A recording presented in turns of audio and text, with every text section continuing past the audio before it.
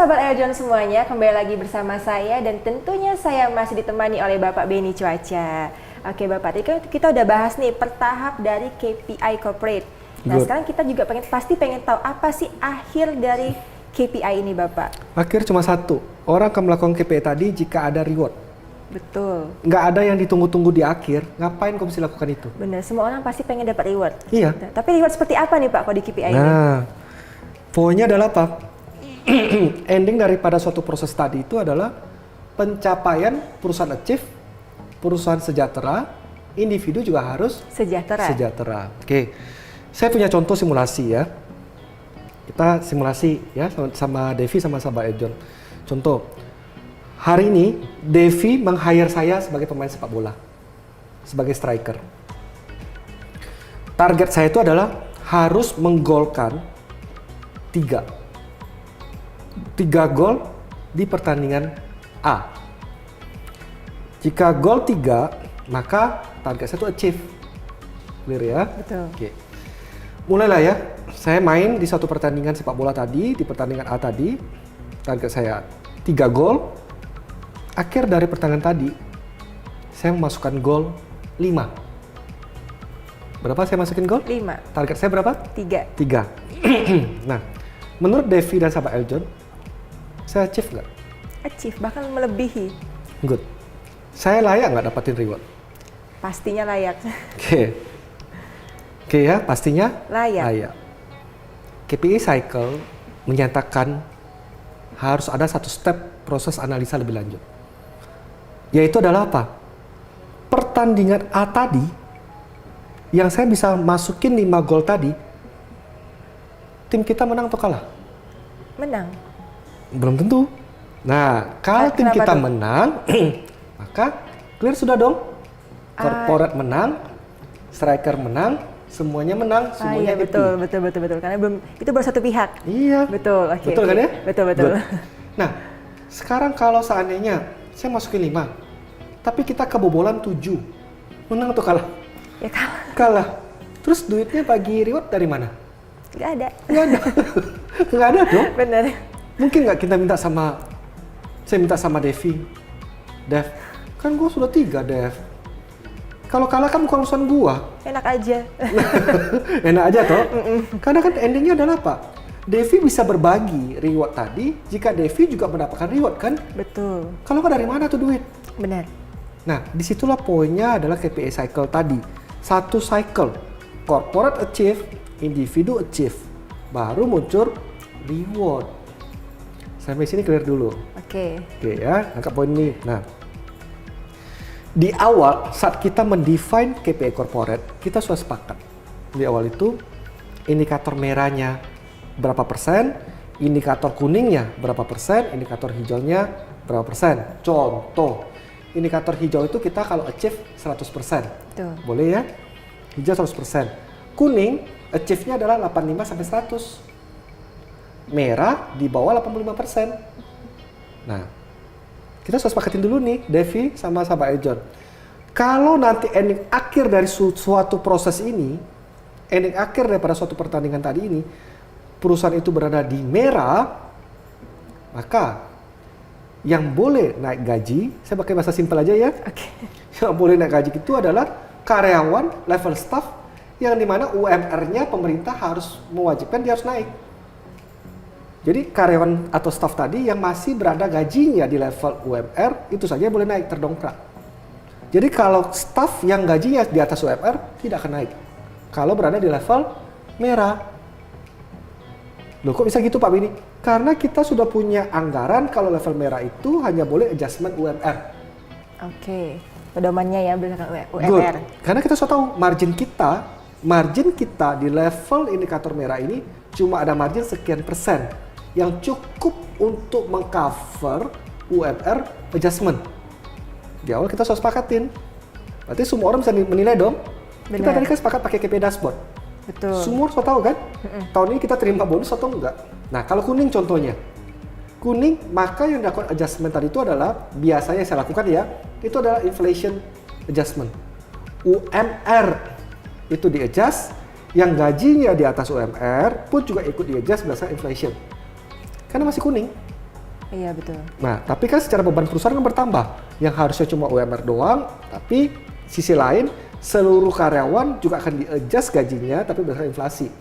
Inflasi 3%, 3% cuma kenaikan doang. Malah rugi ya. Nah, malah rugi kan? Duitnya dari mana? Betul. Karena kuning. Nah, itu pula yang si bagian finance tadi harus punya satu cycle antara KPI corporate dengan dia punya budgeting harus satu cycle.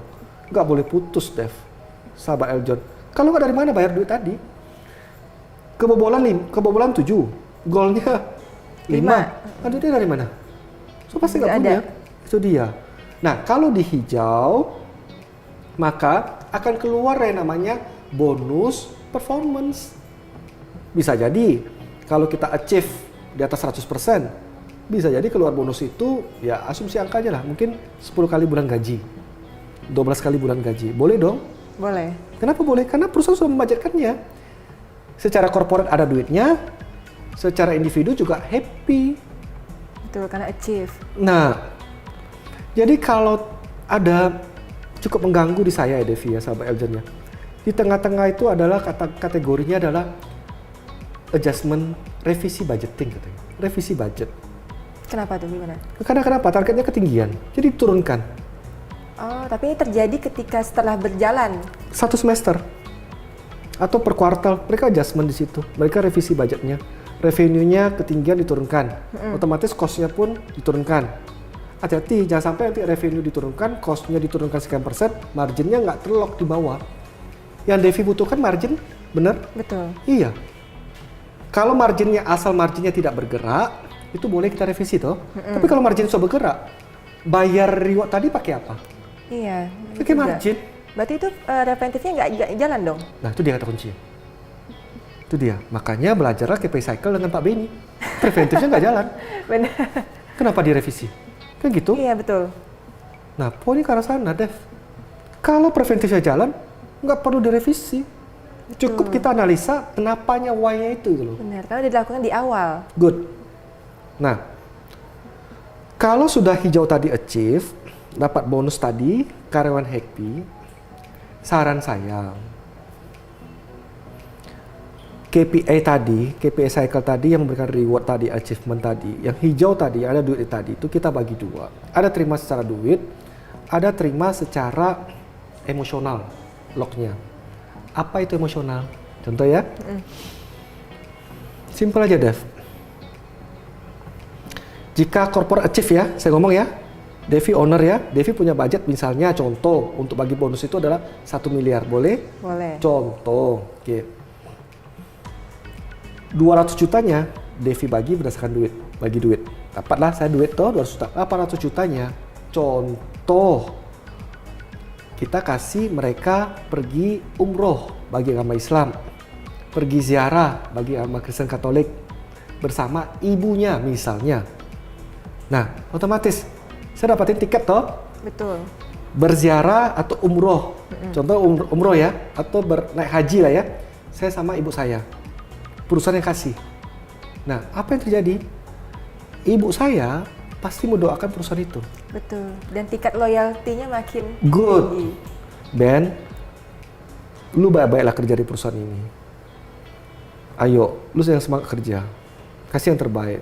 Nah, doa ibu, dukungan ibu, dukungan moral dari keluarga, itu mendorong kita untuk kerja lebih baik dan lebih baik lagi. Betul. Nah, sehingga satu cycle tadi itu melibatkan all bagian, all PIC, dan all emosional. Prosesnya. Good. Yang namanya KPI Devi, sahabat Eljon, KPI itu adalah target. KPI itu adalah tujuan yang mau kita capai. Kalau kita pakai KPI cycle yang preventif tadi, yang boleh kita ubah, yang boleh kita modify, yang boleh kita improve adalah strategiknya, action plan-nya menuju goal tadi. KPI cycle itu adalah bahasa yang saya create sendiri, Devi dan sahabat Eljon. Saya create sendiri bahasa tersebut karena saya menemukan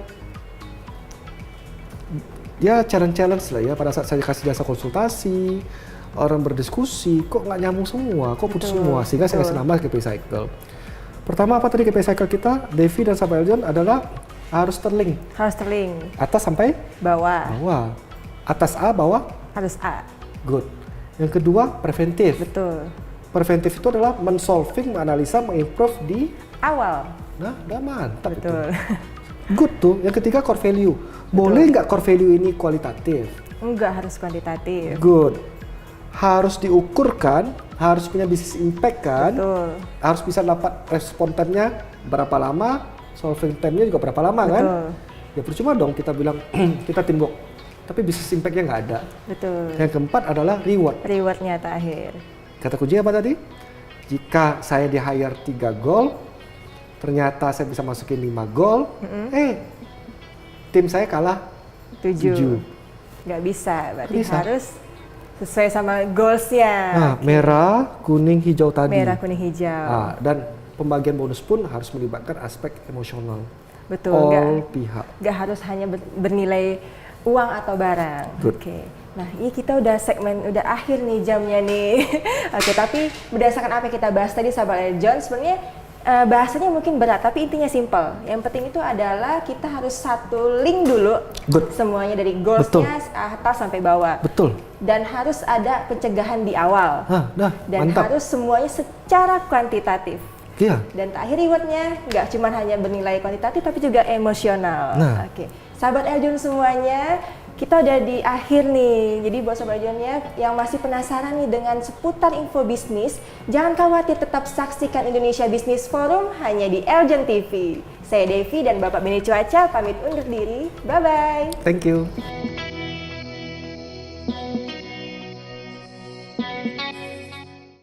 So, saya Mawar Salem, pamit undur diri. Ada kamera nih. So, gimana nih kalian? Pasti udah pada nonton semua kan? Karena kalian udah nonton, berarti kalian harus like and subscribe ya. See you!